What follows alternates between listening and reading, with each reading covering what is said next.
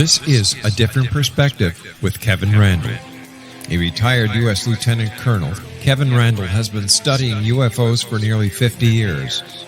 Kevin has investigated some of the most famous UFO cases in the world and has been consulted for dozens of documentaries about UFOs. Considered one of the leading experts into the Roswell UFO crash of 1947, Kevin has written more than 25 books about UFOs, including the recently published Roswell in the 21st Century. Now, here is the host of A Different Perspective, Kevin Randle. And welcome to this edition of A Different Perspective. I am, in fact, Kevin Randle. Before I bring my guest on, Clas Svahn, I want to talk about something that happened the last week. I do what's called a video lap, and I'm sure many of you do that, where you're sitting in front of the TV and you keep pushing the channel button to cycle through the various channels. And I came across the end of an Expedition X or an Expedition Unknown. It's Josh Gates' program. They were talking about the Socorro UFO crash, and they concluded happily and pretty professionally, they thought, that it was a lunar lander suspended from a helicopter, which of course makes no sense because Lonnie Zamora would have seen the helicopter. But we have landing impressions, and I was thinking, do they compare the landing impressions found on the site with the lunar lander or the LEM or whatever the object was? And I have a complete Project Blue Book file, and the dimensions of the landing traces in Socorro were there. And I thought, well, I'll compare them to the lander, and they don't match at all. So that kind of eliminates it there. And I'm thinking also that Lonnie Zamora would have mentioned a helicopter had there been one. We don't have silent helicopters. There were other problems with this. But as I was doing the research, I came across something else that kind of made my blood boil. And that was the idea. Somebody was talking about UFO sightings and mentioned Roswell and said it was explained by Project Mogul. I'm thinking, don't these people pay attention? I have spent literally years telling everyone that the Project Mogul answer doesn't work simply because the balloons weren't launched on June 4th to leave the debris in the field that found by Mac Brazel. That flight was canceled. It was clearly canceled. To make the winds aloft data work, Charles Moore, who figured this all, calculated this, I guess is the word I was searching for, calculated that the launch had to take place sometime between 2:30 and 3 o'clock in the morning. At 6 o'clock in the morning, in the field notes, it says the flight was canceled. If it was canceled at 6 o'clock in the morning, how could you launch it 3 or 4 hours earlier? Simply makes no sense. The other thing I'll point out is Mac Brazel, according to everybody who knew him, including his son, would be in that particular field at least every other day because that was where one of the watering stations was for the livestock. So he had to check it and drive them into that area every day. Had the balloon fallen, and it would have fallen on June 4th, 1947, he would have found the debris much, much earlier, and we wouldn't have the conflict over the date in late or early July. So it eliminates all that. And what gets to me is presenting these explanations for mysterious cases. They just can't say, well, it's mysterious. We don't have an answer. Could be extraterrestrial, could be something else. We just really don't know. We don't have a solid terrestrial answer. And yet we still get this idea from the various media sources that I take a look at. I look at a wide variety of them in process of doing this program and other things that don't seem to do any kind of in-depth research, which is kind of annoying. If you're going to make a pronouncement, at least be sure you get your facts right. That's kind of what bugs me. So I thought I would do that intense monologue before I brought on my guest, Clas Svahn, who is a chairman of the Archives for Unexplained, AFU in Sweden. The AFU was founded in 1973 and today spans over 6,500 square feet. I think it's now bigger than that, and 4,000 yards of shelf capacity. It's a lot of information about UFOs. He's been a professional journalist since 1978 and employed with Sweden's largest newspaper, I'm not even going to try to pronounce it. He can pronounce it when he comes on if he so desires. And since 1990, he is an international director of the UFO-Sweden and has been investigating reports of alleged UFOs since 1974. He is also the author of nearly 30 books and a frequent expert on Swedish radio and TV and lecture. He is living outside Stockholm with his wife, Anneli, and 2 grown-up sons. Clas, welcome to A Different Perspective. Thank you, Kevin. Dagens Nyheter is my newspaper. What was that again? It's daily news in English. Dagens Nyheter. Okay, and I gave the dimensions of the AFU, and I think that's now outdated, isn't it? Isn't it a larger area? Yeah, it's another locality as well now, so it's a little larger. And we are trying to find a locality for everything now. We have 16 different localities at this moment. We want everything under one roof, and we have been looking for that for a couple of weeks now, visiting 4 different places in Norrköping where the archives are situated. What exactly do the archives contain? I mean, is it just UFO stuff or paranormal stuff or a wide variety of stuff? It's really anything about the unknown. Most are about UFOs. Lots about the paranormal, but also quite a lot about astronomical questions and enigmas. Lots of things from way back, the 1800s, from, you can say, the occult. And, well, just name it. I think we have it. Well, you just did a book, didn't you, that came out that kind of covers that sort of phenomenon. Yeah, that's right. And the name of the book is... It's Files of the Unexplained, and it's really about what's in our archives. And we also have a download page which is free for everyone. AFU downloads. You can get magazines and documents for free, hundreds of thousands of pages. So please visit and use that information. Do you work with John Greenwald at all? We have contact. We are not working together. I wish we could, but he has a huge enterprise as well. So I'm really, really fond of his work. He's a great guy.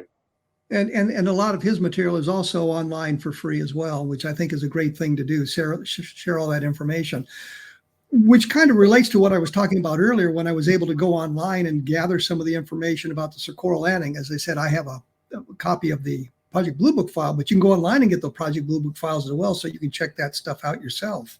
Yeah. So you've got a lot of... Sharing is very important. Yes. Well, what I wanted to talk to you about mainly today is we're very American-centric, and I think it has to do with the way the United States is situated between 2 large oceans, and we don't have a lot of contact with our European colleagues or our African colleagues or our Asian colleagues. And so I was wondering how the abduction phenomenon, for example, is presented in Sweden. Does it correspond to what we see here in the United States, or is it significantly different in some way?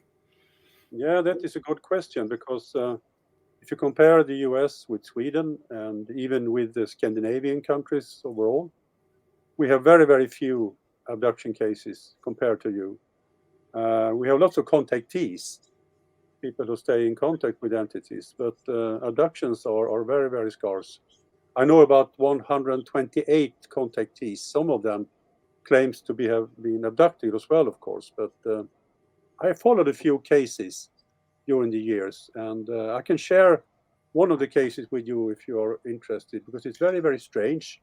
Well, before we do that, let's kind of explain the definitions we're using here. Contactee is a person who claims to be in contact with the benevolent space brethren or the alien races, and an abductee is someone who may not feel the experience was benign. It was more of a taking you out of your environment and subjecting you to medical procedure type thing.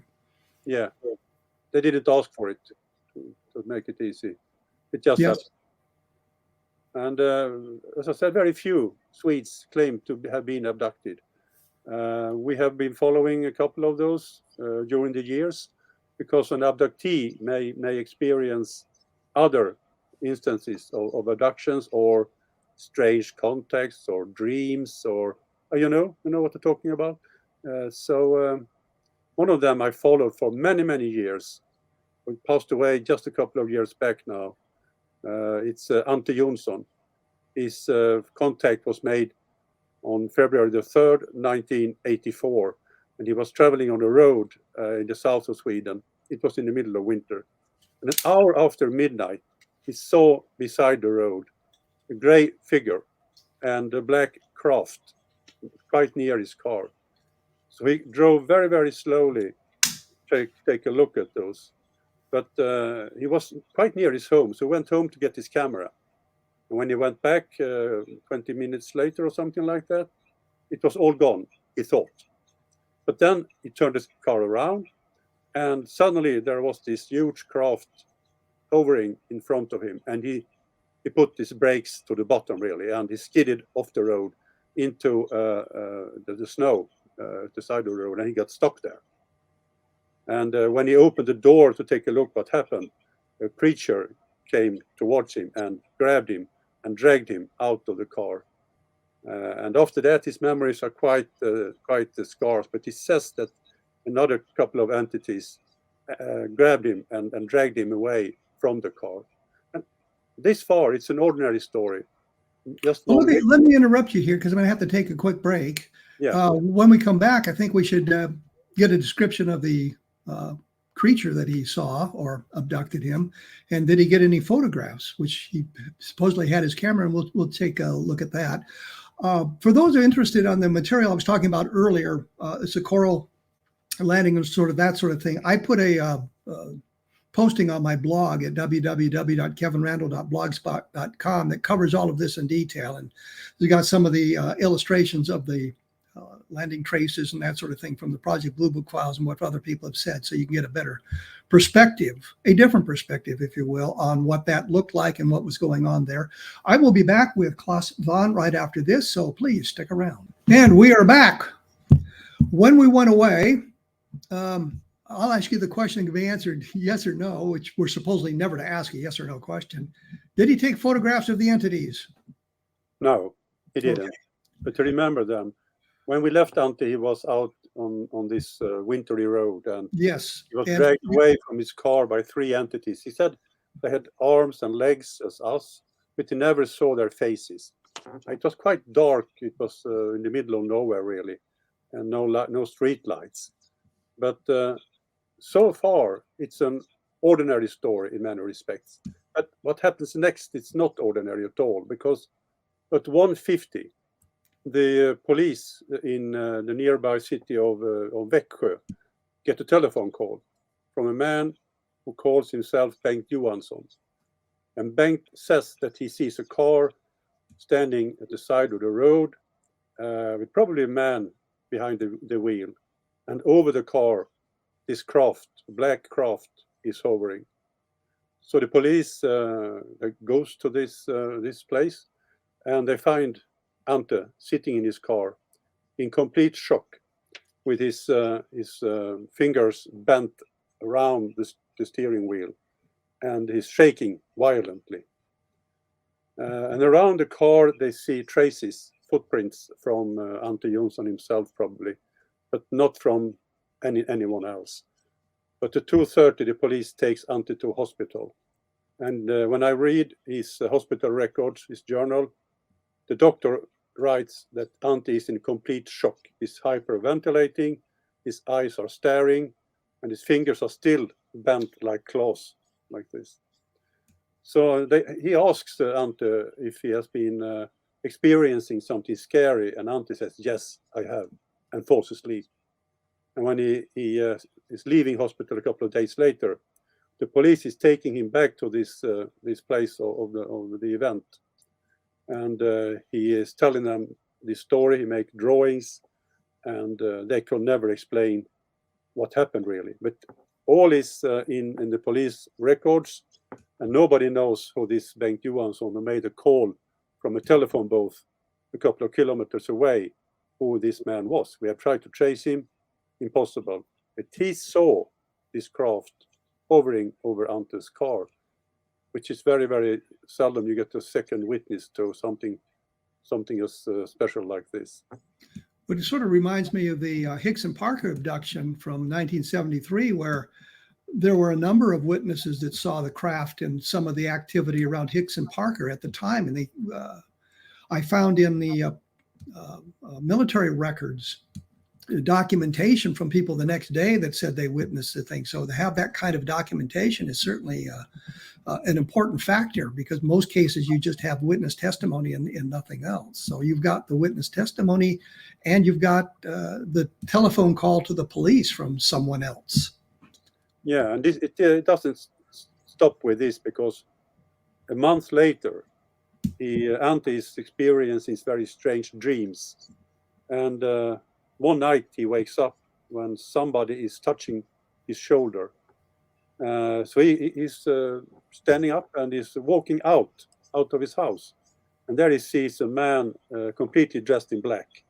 And he followed this man to a meadow where the same craft he had experienced 1 month earlier is hovering. And suddenly he's levitating and is taking aboard this craft. And he can hear the words, "Don't be afraid," in Swedish. "Don't be afraid." And 15 seconds later, or something like that, he's finding himself walking in his garden again. And this craft is leaving, just vanishing over him. That is just the start of a series of experiences, meetings with those entities that goes on for years and years and years. Was there any kind of indication of what they were looking for or what they were doing, or why they kept coming back to visit him? That's even stranger, really, because at the very end, when I asked him a couple of years ago, what did all this lead to? He said that I am a happier person. So I asked him, was this done just for getting you happy? I don't know, he says. That's all I got from it, really.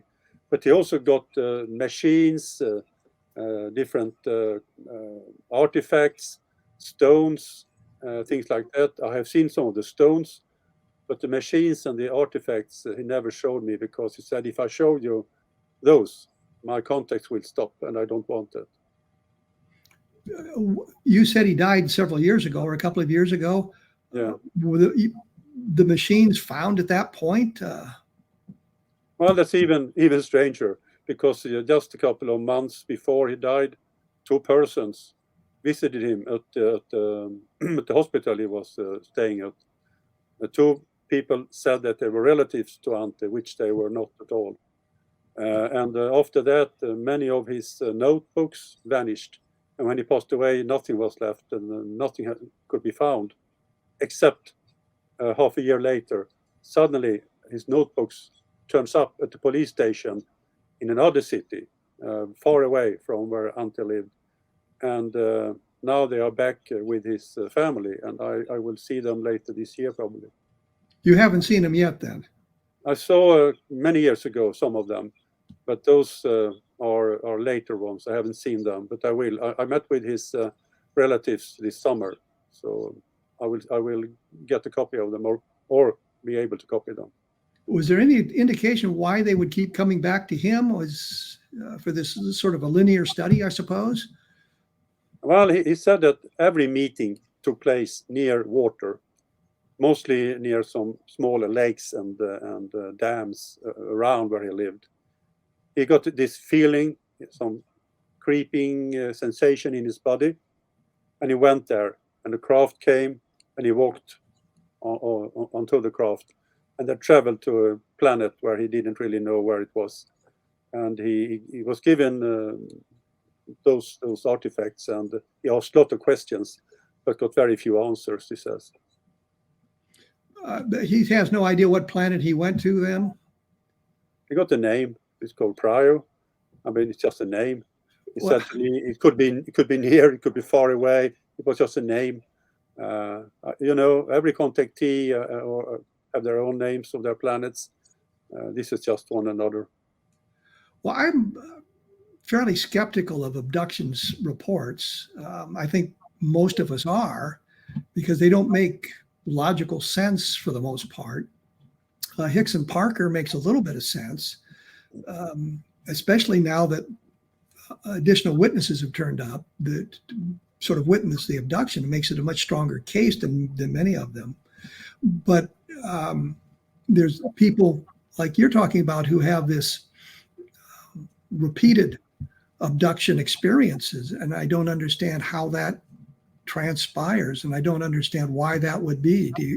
Was there any clue as to why he was selected? No, I don't understand it either. But that goes for many things in ufology, really. He didn't understand why this was happening to him at all.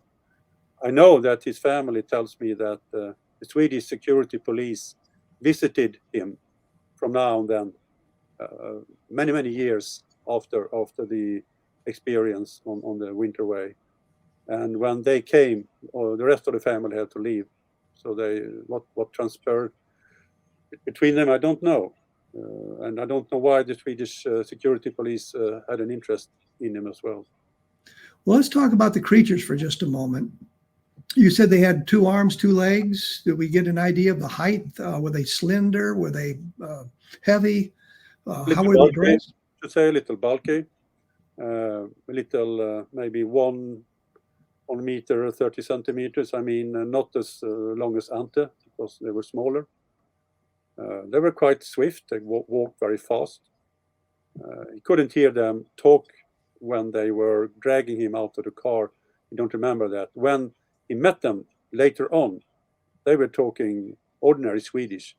I mean, Ante was talking in a quite. He was from Finland from the beginning, so he didn't talk exactly as I do, but they talk perfectly and Swedish as we do here in Stockholm. So, did he give you a description of the interior of the craft or anything like that?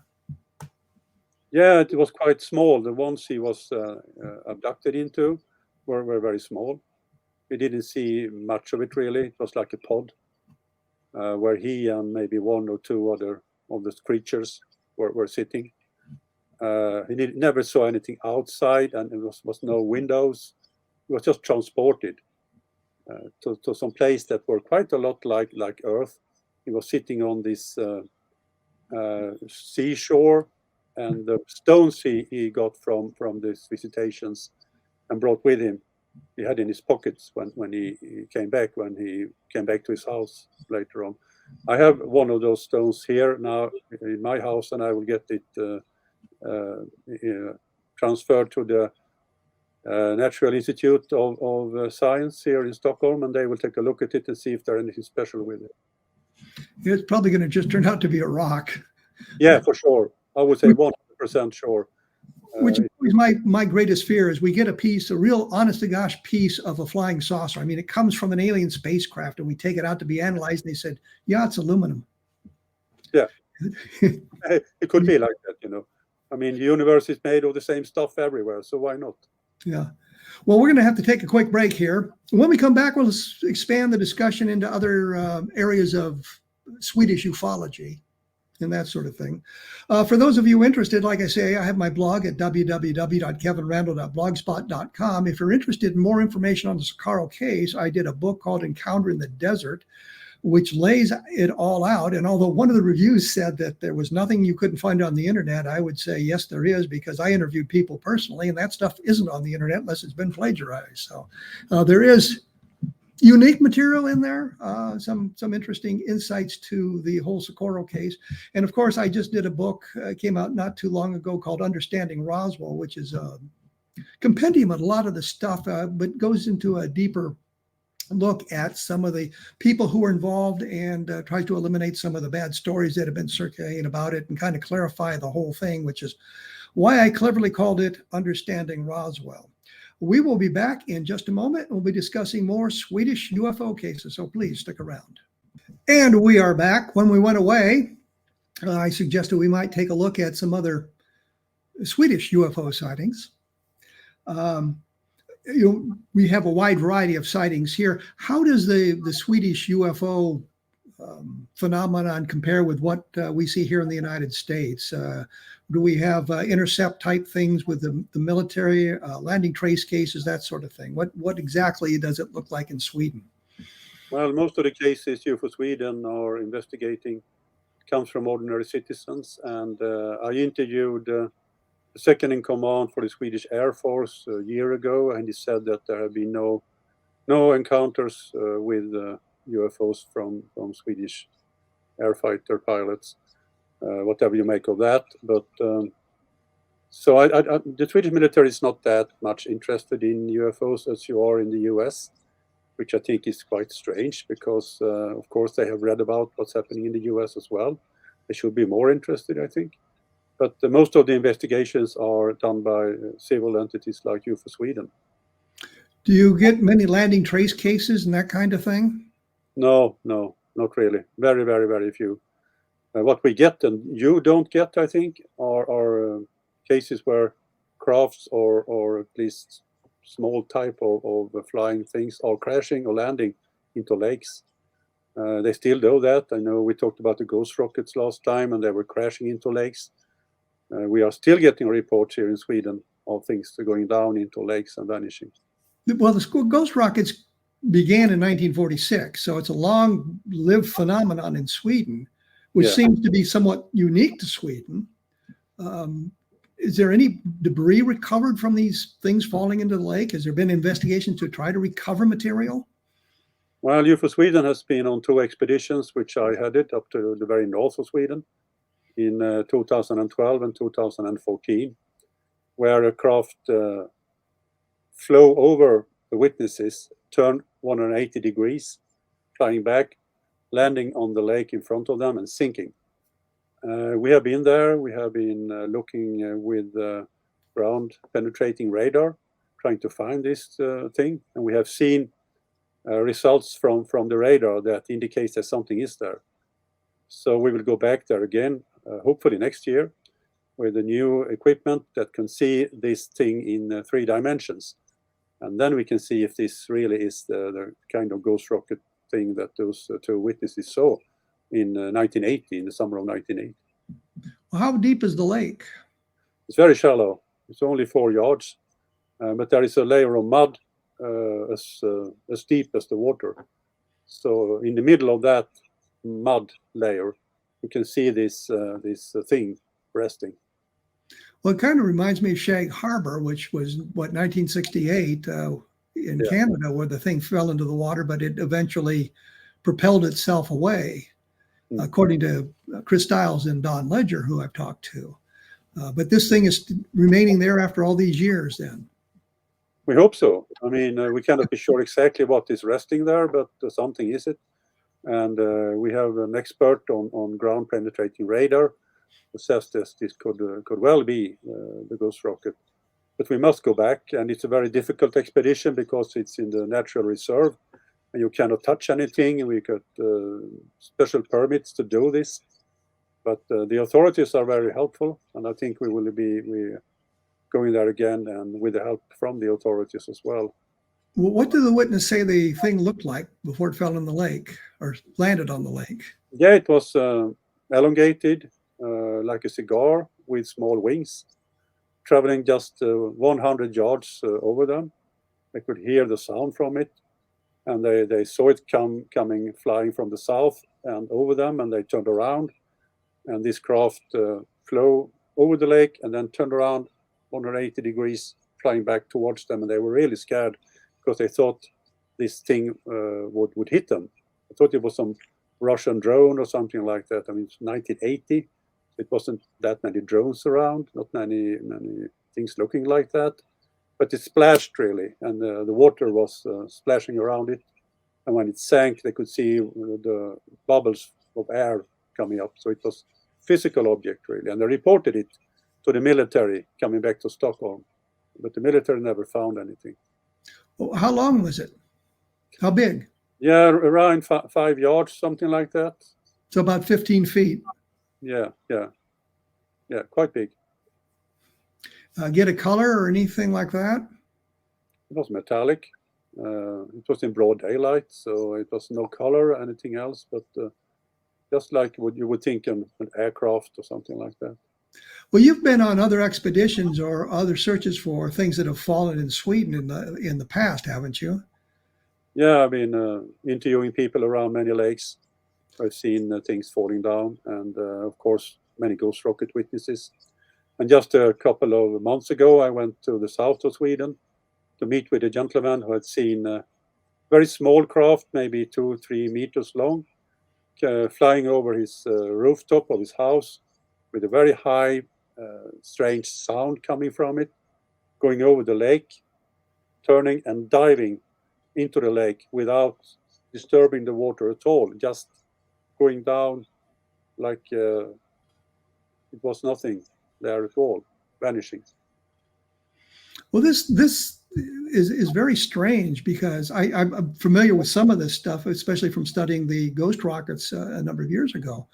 But it's an ongoing phenomenon, and it seems to be somewhat unique to Sweden. It is strange.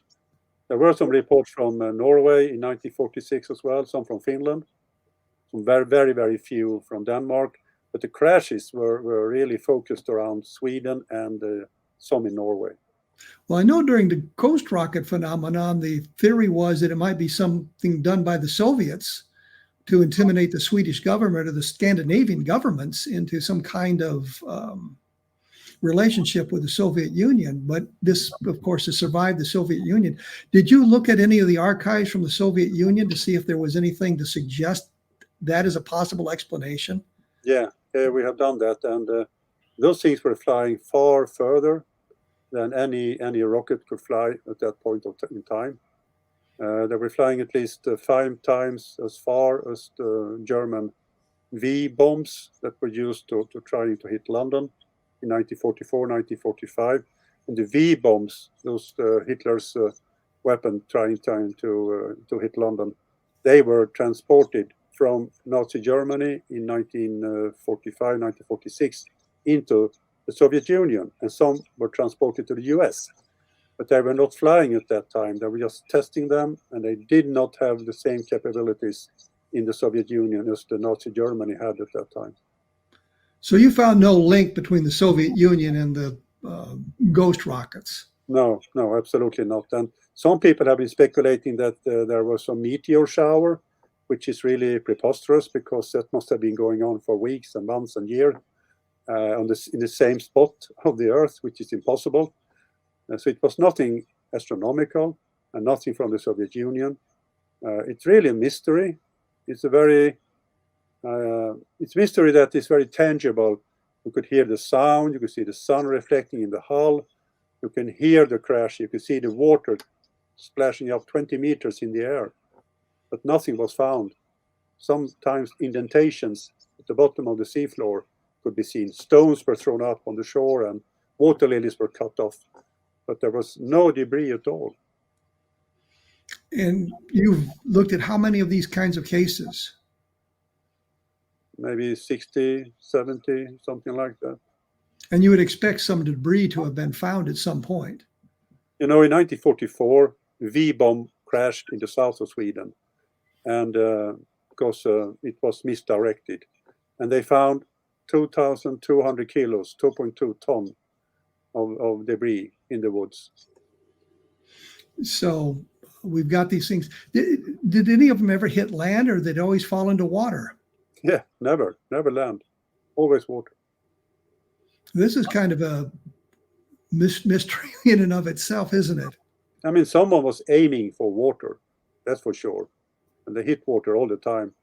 Not a single one was ever seen crashing on land. And pardon my lack of geographic knowledge, but is Sweden that covered with lakes? No, not really. Most of it is land. And by chance, there should have been at least, the military investigated 100 crashes. Everyone in lakes. Should have been at least one on land. And they recovered nothing that, as far as you know.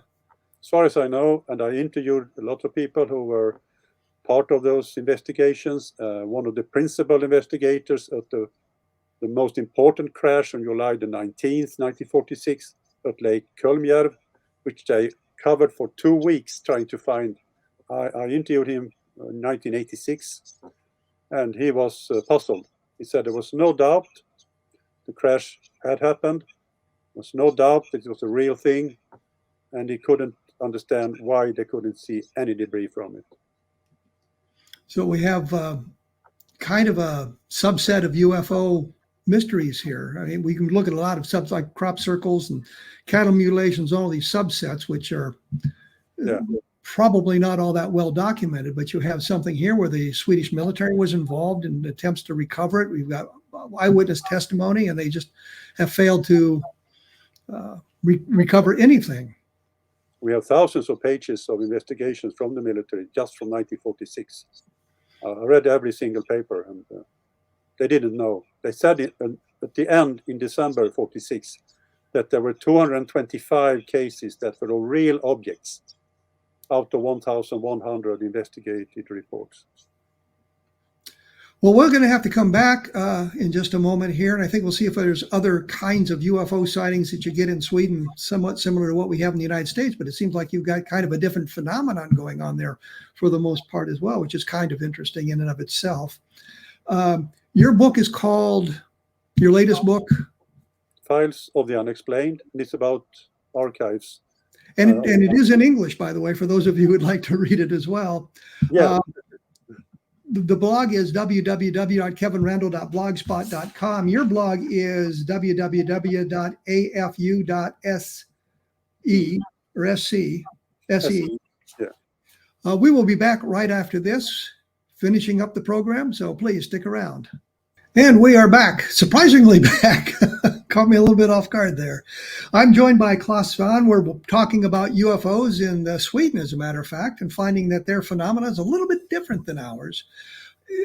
Are there been many photographic cases from Sweden? Have you looked at a lot of UFO photographs from Sweden? I mean, since people got those mobile telephones, we got loads of pictures all the time. But if you compare them to the pictures from the 1950s, we got only specks of lights instead of nice picture crafts as we did in the 1950s or 60s.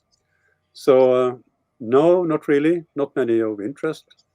I should tell you about, we talked about the abduction scene from the beginning, if I may. There is a case I really want to share with you, because it's very strange. It's an interrupted abduction, you can call it. I investigated the case myself because a man who read one of my books called me, and I went down to him to meet him in the south of Sweden. And his wife was living there outside a smaller town. His wife wasn't told that I was coming there, so he was very annoyed. But after a couple of hours, we were sitting there in the sofa talking about this experience. And she told me that this night she had turned in. She always sleeps very well through the night. And when she wakes up, everything is undisturbed, and she just wakes as she started to sleep. But this night she woke up. It was light all over the bedroom, and she was facing down, looking down on the bed, just hovering maybe a couple of centimeters from inches over the bed. And she was like in a fetus position, and she was dragged with her back out of the bed. And she was, of course, very scared. So she saw her husband was sleeping there because it was so light in the room she could see him. And she tried to talk to him, to yell to him, but she couldn't speak. So she grabbed his arm instead. And he tells me that he woke up. He sees his wife floating from the bed towards three entities, like those Whitley Strieber-like entities, with no hair, big black eyes, all that stuff that you can read in Whitley Strieber's books.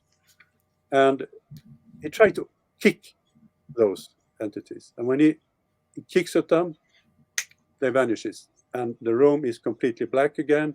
And he can hear his wife hitting the floor because she's at that point hovering outside the bed and falling down. And if that sounds very strange to you, the next thing that happens is even more strange, because she goes up into the bed again, says to her husband, "What peep was that?" And he says, "I don't know." And they fall asleep. They fall asleep. Yeah, I think I'd have been up for the rest of the night. Yeah, they tell me afterwards that had this been anyone standing in the bedroom, they would never and gotten back to sleep again.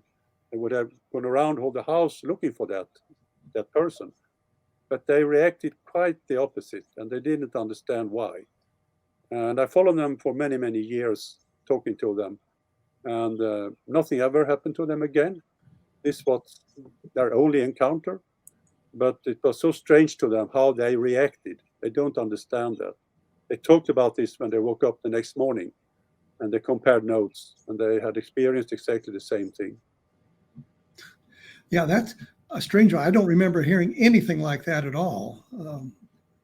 We get the abduction cases in which the spouse or the partner is asleep in the bed and sleeps through the whole abduction and has no knowledge of it. And here's one where we've actually got both of them reacting to the entities. Did they get a look at the entities? Do you have any idea what they looked like? Or very, very thin arms, very thin legs, and the arms were really like spider thin arms. The bodies were again like with the Strieber's the painting on the book cover, Communion, and the eyes were those black slanted eyes you can see there, and the nostrils very, very small. So of course it was really, really a copy of what you can read in his book, but the bodies didn't match really, not the arms and not the legs anyway. Well, in Sweden, you say that the military doesn't have any encounters with the UFOs. What did you discuss with them the encounters the American military has had with UFOs? What were their reactions to that? Yeah, I asked this second in command for the Swedish Air Force about that, and he knew about it, of course. He was interested, but he had no first-hand knowledge. But he promised me to look into it. Of course, there have been encounters before year 2000, I should say. What I asked him about was encounters after 2000, because that that made me curious. But way back, we have several encounters which Swedish fighter pilots have seen and sometimes chased unknown objects over Swedish airspace. Yes. Did they ever fire on them? No, not to my knowledge. There are said to be gun camera pictures. I have a witness who saw the gun camera pictures together with an entity of military personnel from two Swedish fighters following objects that looked like cigars, but they never fired anything on them. And the gun camera films have never surfaced? No. And I asked around for them, and nobody knows about them. The person I interviewed is a very, very reliable pilot, but he's the only witness to it, as far as I know. We have a little bit of the same situation here in the United States where there's rumors of gun camera films, but they're somehow we never have been able to find them. Mm. Do you have anything like FOIA, the Freedom of Information Act in Sweden? Yeah. And I'm sure you've used that. Yeah, absolutely. It's quite the same as in the US. It works very, very well. And we have been able to secure thousands and thousands of pages that have been classified. And in those documents, we have found lots of interesting observations made by the military, but no smoking gun really, only good observations and radar returns, of course, mostly from the 1950s and 60s, but also from the 1970s. And at one point in maybe it was around year 2000, there was a radar return of an object that two men did see and took a picture of with their mobile telephone. And I went to the military and I could see this radar return myself. I could see this object traveling around the house where those men were living. So that was a real object, and nobody knows really what it was. Well, that's an interesting case because you have a eyewitness testimony, you have radar tracks, and you have a photograph. Yeah. So you've got three different chains of evidence there. And I saw the raw data myself as well. Yeah, well, that's a fascinating case. What do you people in Sweden make of the UFO, the U.S. UFO situation? Do you get a feeling that they're active in watching it, or not really caring? Yeah, there are a great interest in Sweden for what's happening in the US, I should say. When I am out giving lectures, which I quite often do, I always talk about the UFO scene in the US. And I interviewed Ryan Graves, one of the fighter pilots, and I talked about him as well and what he told me. I also made interviews with lots of other people in the US that have first-hand knowledge on this. So it's a great interest. I'm often interviewed in radio and TV and newspapers about this. So for sure, we are following what's happening in the US. Is there a case that particularly leaps out as very interesting from your perspective that happened in the United States? Or, I mean, what cases would you be looking at? Well, the one case I think is very interesting is, of course, when I talked to Ryan Graves, because he told me that they met those crafts every day for more than a year, and which is very strange, of course. They were there, they were flying out over the Atlantic on those training missions with the F-18s, and when they came out in this training area, the objects were waiting for them. They were there. And when they left, the objects were still there, flying around. So they were there for hours and hours and hours. They could stay up there for many, many more hours than those F-18s could. That's strange. And of course, the USS Nimitz case is one of the most interesting cases. Well, I think we're out of time here. Need to thank you for taking some of your time late there in Sweden to chat with us today. The website is www.afu.se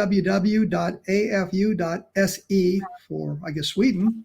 Yep. You can take a look at what's going on there, and you're gathering a lot of documentation from around the world for a larger archive type thing.